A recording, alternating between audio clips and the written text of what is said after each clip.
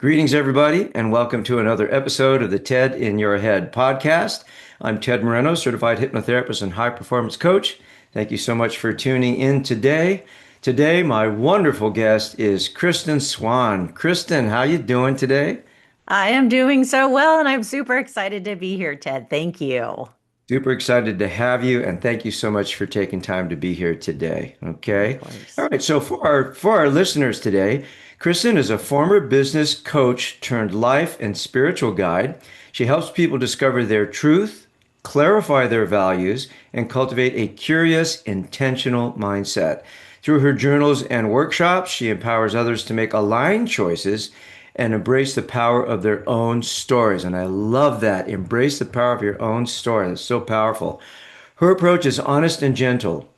She doesn't claim to have all the answers, but she offers hard-won wisdom, thoughtful reflections, and practical tools to help design a life you love.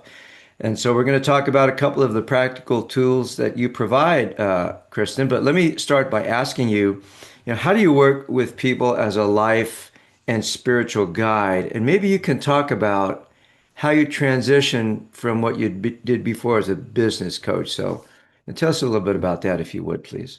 Yeah, thank you. It is, I do feel like it's an important story to describe how this process for myself worked because I, as a business coach, which I loved doing, and I've been a small business owner myself many times over, and I found that working with so many of my clients, we would have these very big discussions. I mean, we would be getting deep, right? Because I am really their confidant, I'm their advisor, I'm gonna witness, I'm playing many different roles as their business coach, and I get to know people very, very well in that role. And there was such a clear disconnect between for certain people between what their stated ambition or their stated goals or just kind of their bigger vision for themselves, specifically their businesses, and the disconnect between that vision and that ideal and what they were doing in daily life, right? The day-to-day practices. And I felt like there was also just a lack of awareness around some of the patterns of behavior, right? And so, having worked with people for quite a while, and even, thinking about myself, it is changing people is, I was clearly not in the business of changing people, Mm. but I could be helpful and supportive in just maybe, getting people to a place of awareness so that they could then kind of observe themselves in a way that I was seeing them, right? And see these patterns and recognize them. And then from there, with awareness, you have to make the choice, right? Of what the path forward looks like.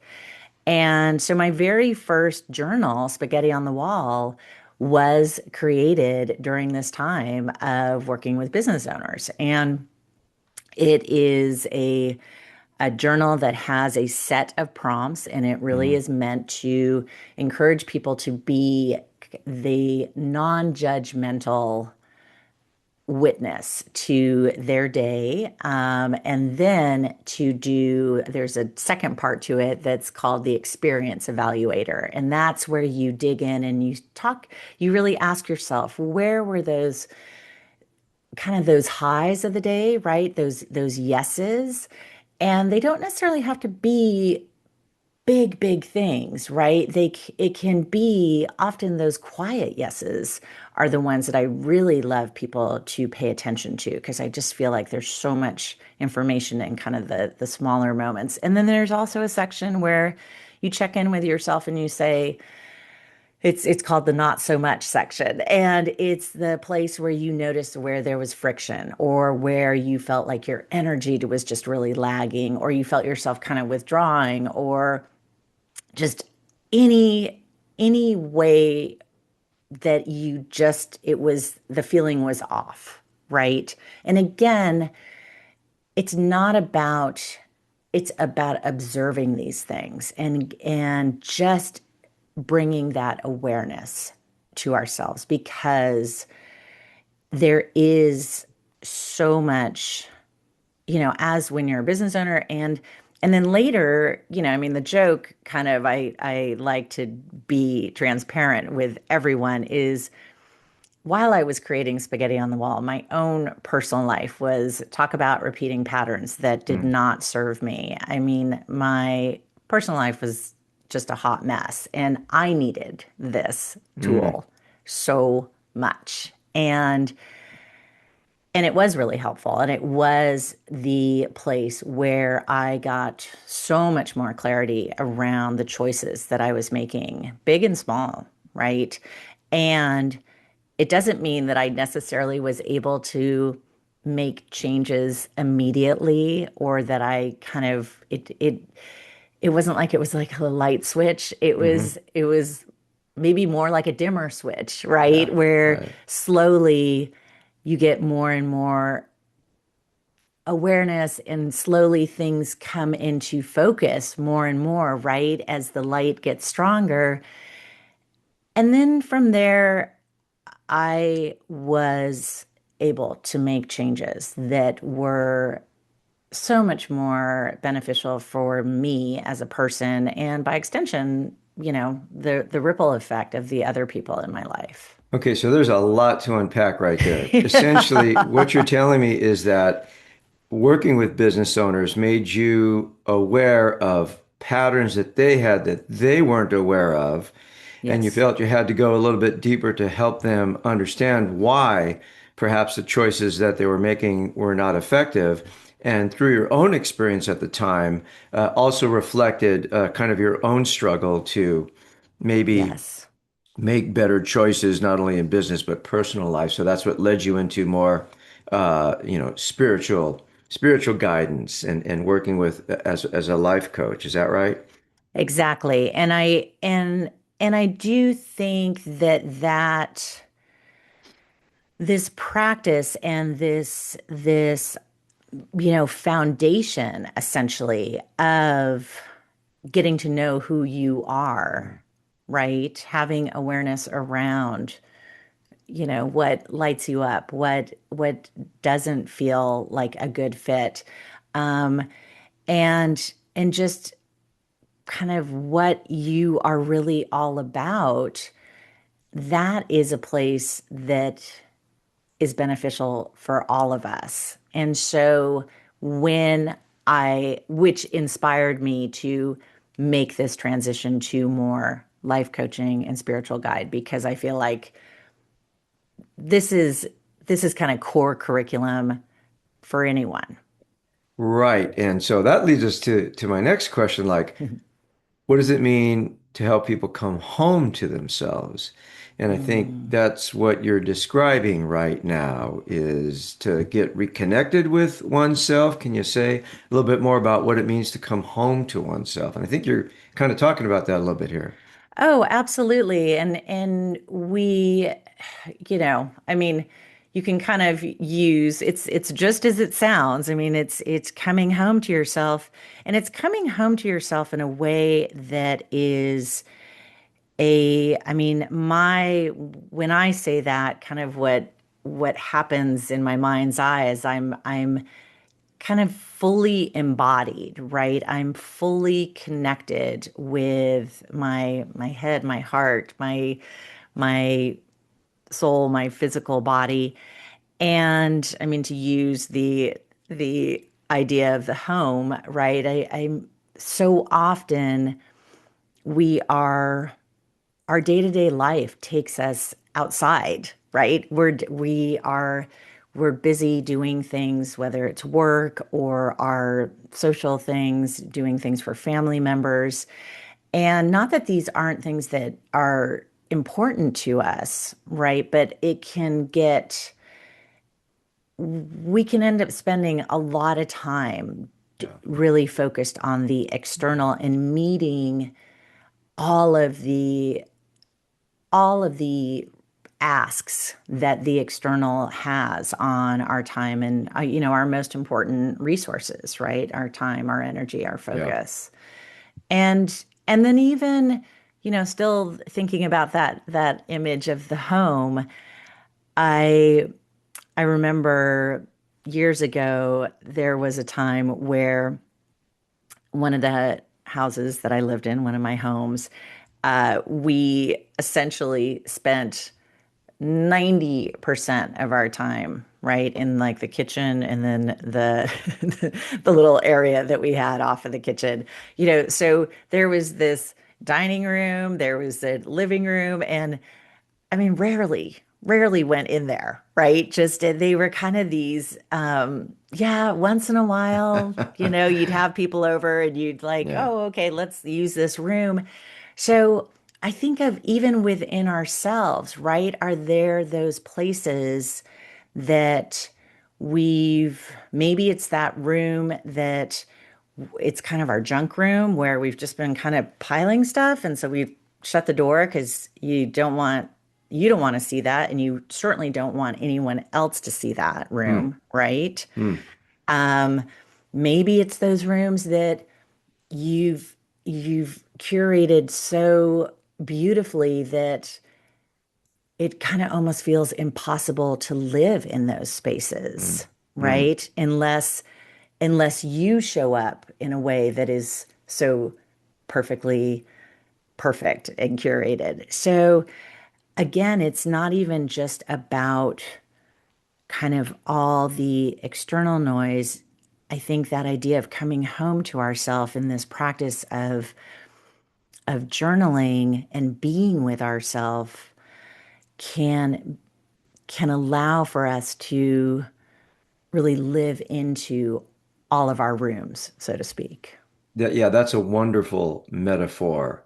The idea of not being at home or comfortable at home because you're out taking care of all the asks, everything the world asks of us. We get disconnected from ourselves, and even when we're home, when we have a chance to reconnect with ourselves, it's on a very superficial level, right? Like, Right. oh, let me sit down and watch some TV, or let me do this, as opposed to, and the difference, I guess, being would be walking around your house and enjoying maybe, the Yeah. work or time you put into your house, or even those rooms you don't go into, which in your mind would be maybe stuff that's scary or fearful or messy, right? Um, that's that's very interesting. In fact, I'll spend some time pondering that because that's a really powerful image there. So you're the author of two journaling books, right? So you mentioned Spaghetti on the Wall, which I have right here. That's quite Yes. beautiful. Thank And I you. hope this shows up not reversed. I think we're good, right? I think we're good. Yeah, and then the other one is heart mapping, and these are just Yeah. so beautiful, and it makes me happy to have them and look at them and open them up. I mean, they're just so pretty, right? And so, tell us about these journals. I guess you've mentioned kind of how Spaghetti on the Wall started as kind of a part of your own journaling practice, but say a little bit more about how you created these and what was the impetus to actually publish a couple of journaling books. Yeah.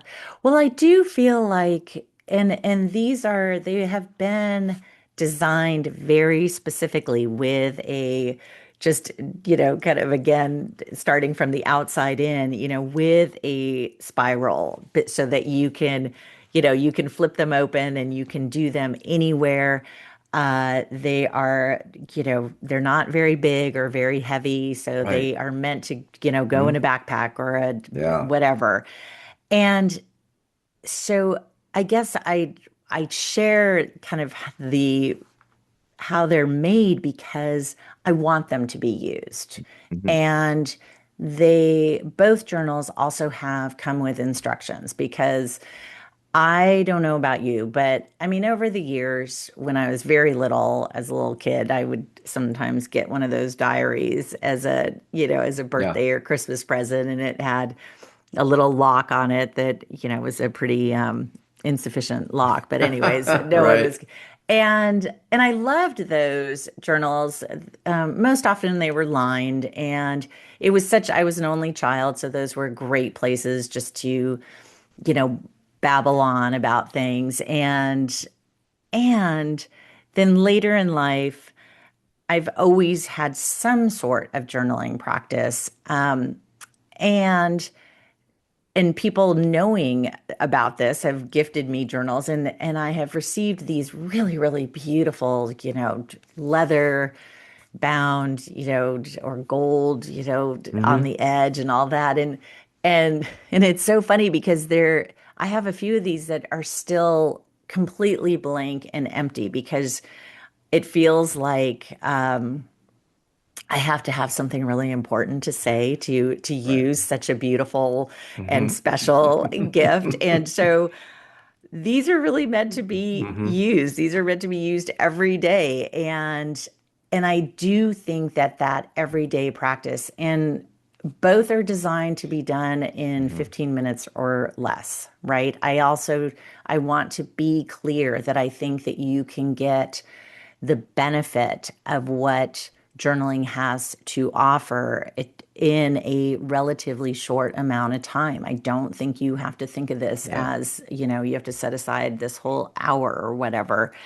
And getting back to kind of what it does is these are both designed to be used with pen to paper, right? Okay, so let me So, interrupt you. Let me interrupt you yeah, right there, right? So much of your work and what we're talking about involves journaling. So I just wanted to kind of pause and really make this transition into yes, why journaling can be so powerful.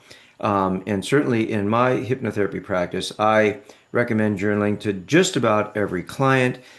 I don't really have the time in a hypnotherapy session to give a primer on how to do it or why to do it right, which is why we count on people like you. So for those that may not know, again, what is journaling and how yes. can it be a powerful tool for self-discovery? So let's kind of bring this all together as far as your work in journaling. Thank you. I know I get so excited about this topic that I can forget that and just go off on, I mean, because there are so many different, conversations we could be having about this. So thank you for bringing this back. So journaling essentially in the way that this is my definition of journaling. Journaling is the practice and that looks like, for me, that looks like a daily practice Hmm. of sitting, putting pen to paper, and writing about the day's events. It could be the day that I'm currently in, it could be the day past. There are many different modalities of journaling, but that is, in the most simplest of terms, it is the practice of sitting with yourself and essentially usually writing about what has happened And how you in feel about it, right? and how you feel about it. And oftentimes, and I think that so I may be jumping ahead, but part of why I think a consistent journaling practice is such an incredible tool for self discovery and self understanding and just empathy and compassion for yourself and for others is because when you are journaling, oftentimes you are going to talk about how you feel, Hmm. right? And to be clear, the way that I think about feelings is that is our what our conscious mind is doing with a situation. We're interpreting a situation consciously and saying this is how we feel about it. Hmm.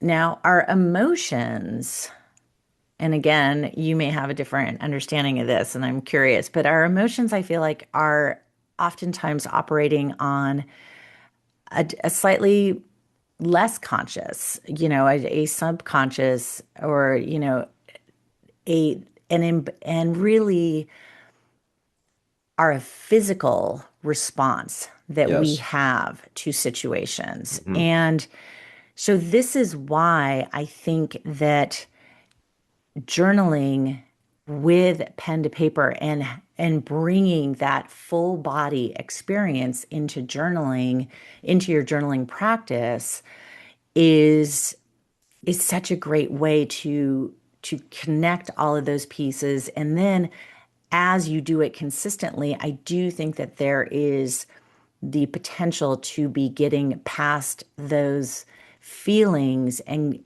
kind of getting more into that emotional landscape. Okay, so that, I mean, again, there's a lot to unpack there. So let me say a few things. So I've been keeping a journal probably since high school, right?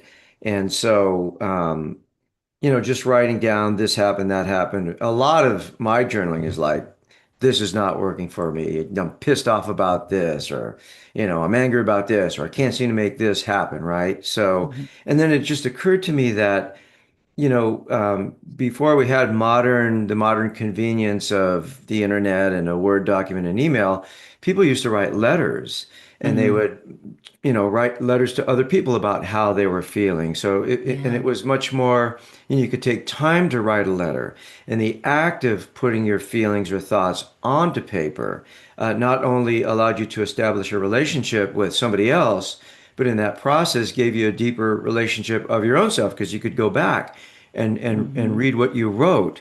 And so I do think that the act of writing is a powerful act, and I think it's sad that in many places in the United States they don't teach children Yeah. how to handwrite. I think handwriting is very important. I think who you are comes out in your handwriting, and I think what you handwrite has an impact on you as well. And I don't think it's the same, or maybe not as powerful as, typing onto a computer or Word document. So pen to paper is important. That being said, I totally agree with you that we respond to things that happen in our life. We have conscious thoughts about them, and then we have a physical somatic body response, which many times we're not aware of.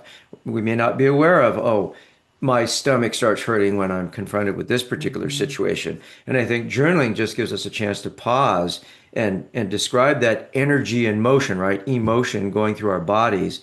Like, oh, I'm feeling this in my body. I think there's a great opportunity to do that with journaling. So I just wanted to also share my own experience. So when I got this, right, I opened it up and I read the instructions, Mhm. which are really great. And then that was helpful because I'm a read the instruction kind of guy. So I opened it up and I said, well, I'm going to journal, right? And as I mentioned, my journaling is always like, I'm upset about this and pissed off. But it said, like top thought, right? That was the prompt at the top of the journal, right? It says Mhm. top Yep. thought. So I'm like, top thought. And I thought, you know what? I really want to play my guitar right now. And then I'm like, why don't I? So I wrote that down. It's like perfectionism. It's not going to be perfect, I haven't been playing recently. And so I thought, well, I'm Mhm. going to play my guitar right now. So I pulled out one of my guitars and started playing it. And then I went back and I'm like, when could I play my guitar more often? Or how could that, be a more fun thing? And what's going to stop me? And just that single prompt allowed me to have a much better day because I pulled out my guitar and I played it. So Oh my gosh, I love hearing that. yeah. That makes me so happy. And circling back on what you were, you know, so you described so well about that that connection that you develop when you are putting pen to paper and I just want to reiterate the difference is between kind of typing or even just sitting quietly for a while.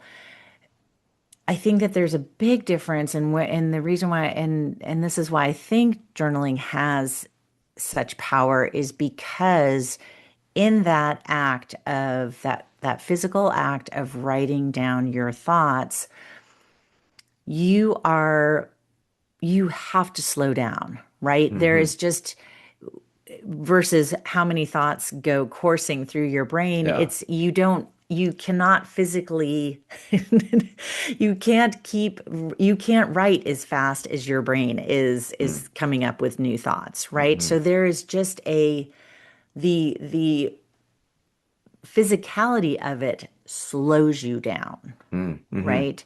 Which Hmm. I think is so meaningful and so necessary and really something that we don't get a lot of, right, in our current existence. And and then also going back to, I mean, I do a lot of writing on the computer. However, again, with depending on what your settings are, I Mm. mean, there are all these prompts where essentially your computer can be putting words in your mouth, True. right? Yes. Hmm. And so I think that there is a real honesty to the journaling process because you aren't going to be perfectly eloquent. And I tell Yeah. people, it's like, this is not about, this is for you. This is not about perfect punctuation Hmm. or even spelling things, correctly or capitalization or whatever it is.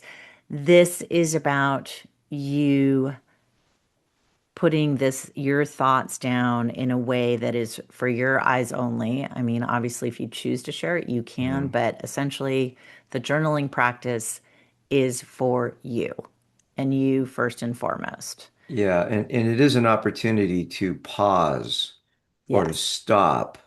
And the inability to pause or stop, I think, is an epidemic in at least in our Western United States culture. For many people, it's very Yes. difficult to just stop. Like, who has time to journal? I mean, why? What's the Right. point, right? All of that, Right. you know? Like, what a waste of time, right?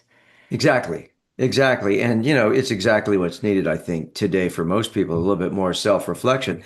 And I know a number of people, some people very personally, like family members, who the idea of self-reflection is like, I don't have time for that, or why would I want to do that? Or that's, Mm, very hardcore against that. Um, and so I pulled out the heart mapping yeah. journal and I opened it up and I was like, I don't even know what is like, how do you do this, right? Like, there wasn't any prompts, didn't tell me what to do. Like I said, I'm an instruction guy. There's a little bit of instruction, right? But there's just like, oh, there's dots and I'm like, I can't, I'm not an artist or so like perfectionism right there. There it was. Like, I can't do I this, know, I right? know. Well, hopefully the instructions are complete enough to. So, heart mapping, I mean, just I'll jump in quickly Hmm. to say, was created again by kind of my own Hmm. need, where literally, one day I was getting ready to do my regular spaghetti on the wall journaling, and I just felt like I I don't I'm just about ready to just burst out of my skin. I've got so much going on. I am trying to do this, this, and this. I don't have it in me to put Hmm. words to where I'm at. And I was reminded of just how kind of when I have done in the past these I don't know what the exact word is, but these different drawing exercises that again are not about the Hmm. end result. It's not about rendering something, perfectly or even making something that's art.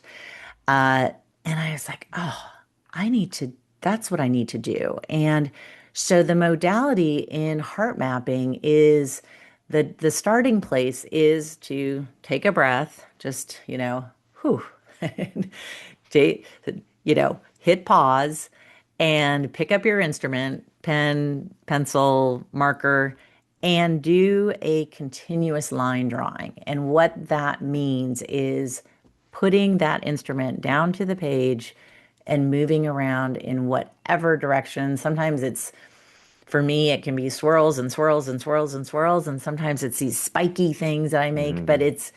it is just a physical release of Mm. kind of what is all a jumble. And you do that, and the one thing that is the suggestion is to you do it, you keep your pen to paper just flowing along.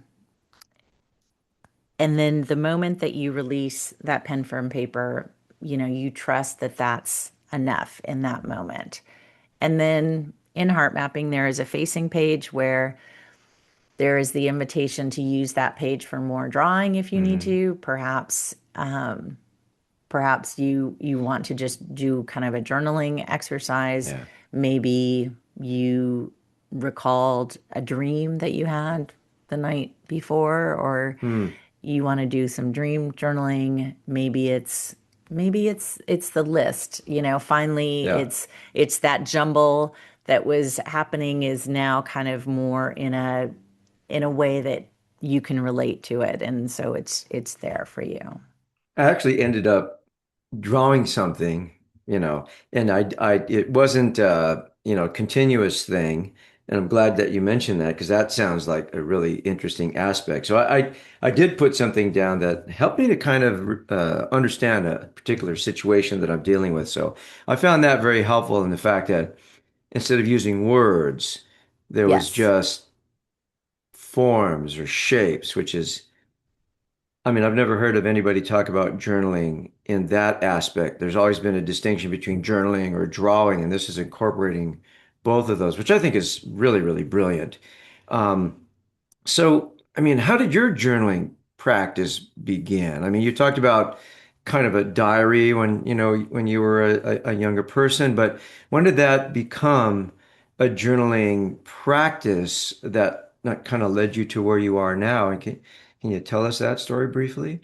Yeah, as I mentioned, I have a long history of doing diaries and keeping notebooks Hmm. and both as kind of as that only child who a place to kind of put different thoughts down, and not having siblings to kind of share the experience of life with. And so there was that. And I think also because I have always been a really voracious reader, Hmm. I think that the written word has been such a through line of kind of a constant companion for me, essentially. And there was a time where I was doing these just blank notebooks and journaling a lot about kind of my feelings, right? And what was happening. And I did kind of feel like sometimes I just wanted more. I wanted a little bit more structure or guidance. And yes, I found that it was helpful to be kind of taking note of what was happening in the course of a day.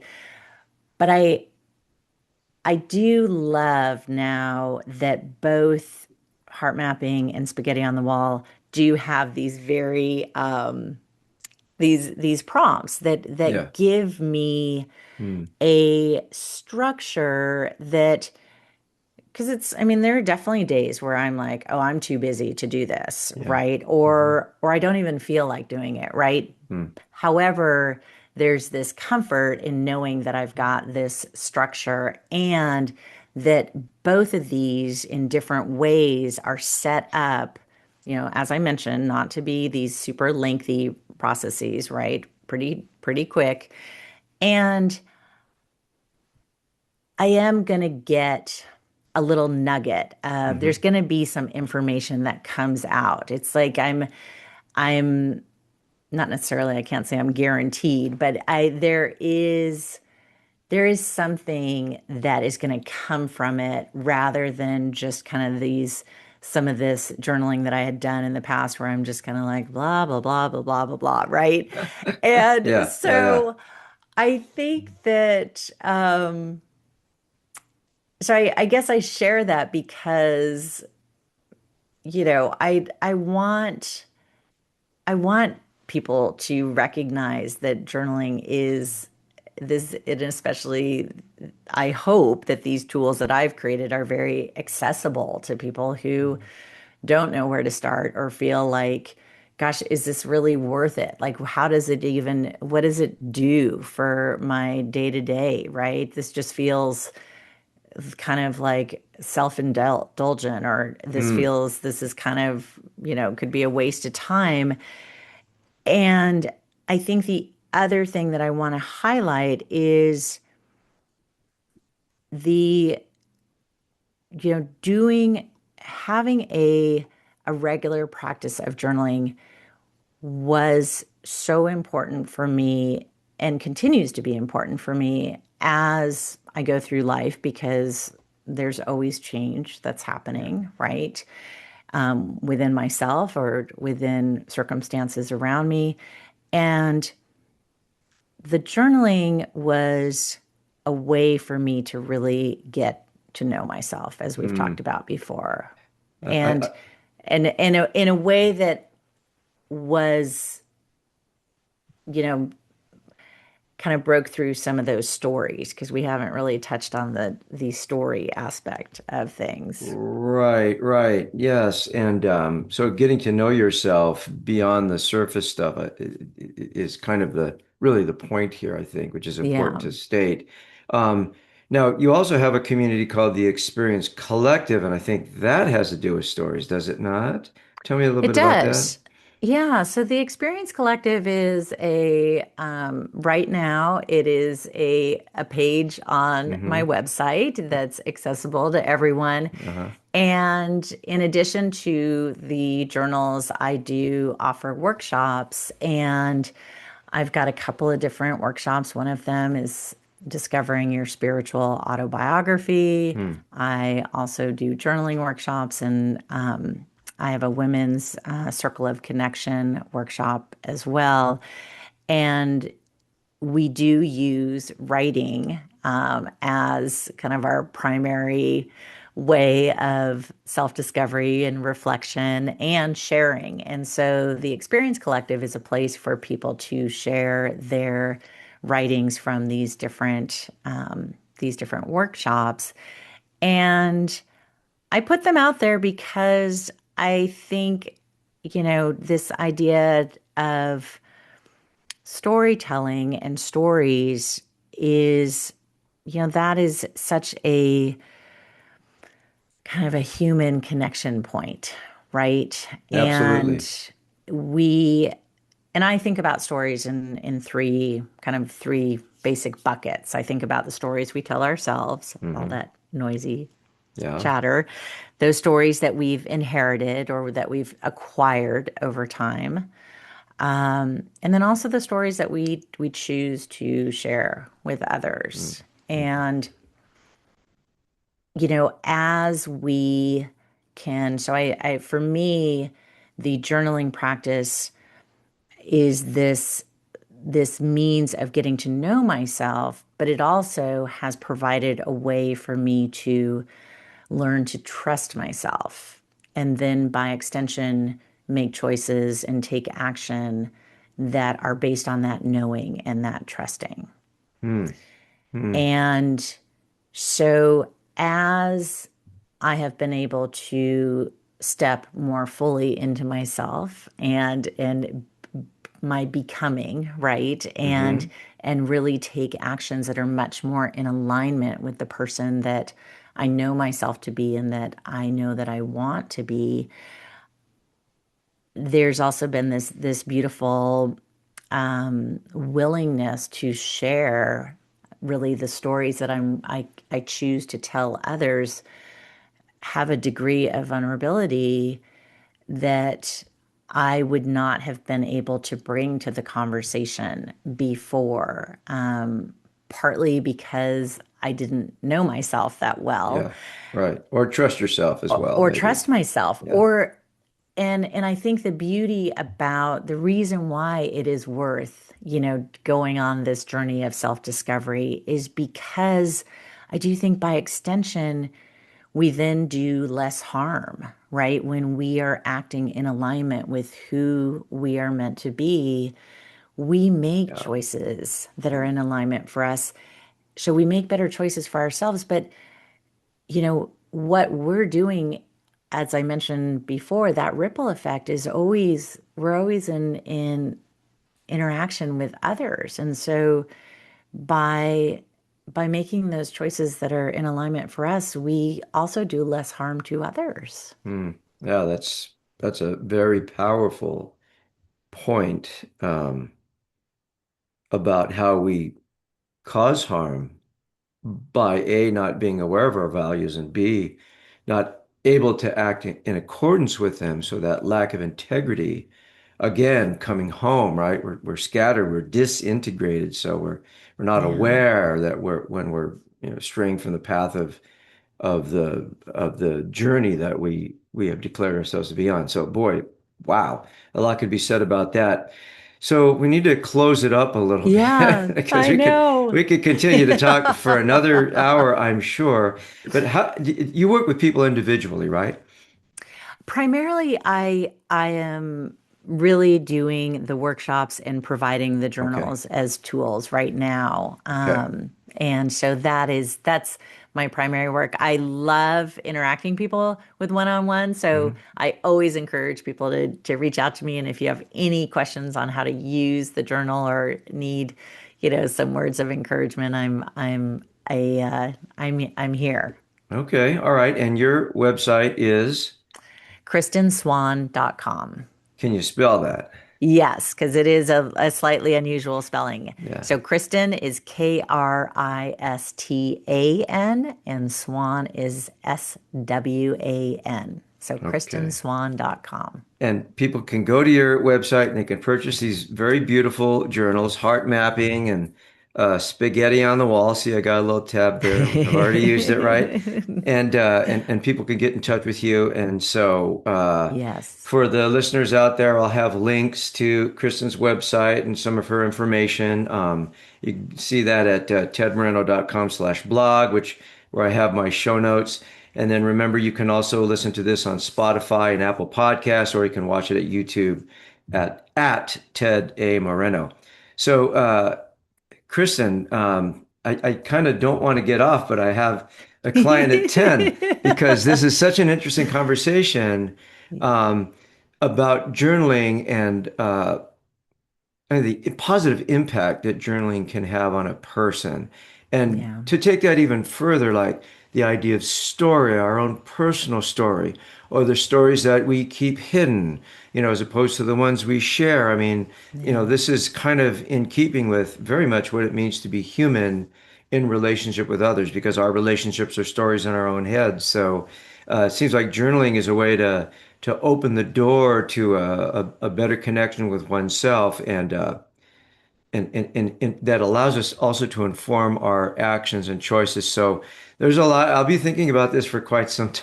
Oh So my gosh. I'm yeah. so glad. Well, it's been such a pleasure, and I agree with you. We could have many more conversations about this. So maybe we could schedule another meeting, maybe in a few months, Yeah. about like journaling specifically, like really do an even deeper dive into journaling, and maybe we could even do some journaling exercises during our podcast thing. What do you think about that? Would you be up for I that? love that. I love Yeah. that. Already, I've got a couple of prompts that are that are flashing through my mind here. Okay, that would be awesome. That would sounds really exciting, right? We like Good. do real time, like I could do my thing and other people could do their thing, Yeah. right? That would be awesome. All right, so we'll talk about that offline. So thank you Good. so much. This was fascinating. It was so interesting and so I don't want to use the word deep, but it was like really thought provoking, and I really appreciate Mm. that. So thank you for being on. Take good care of yourself. We will talk soon. And to all our listeners out there, again, tedmoreno.com/blog. You can go there to find out how to get more in touch with Kristan. So thanks everybody for listening. Take good care of yourself and somebody else if you can. Bye.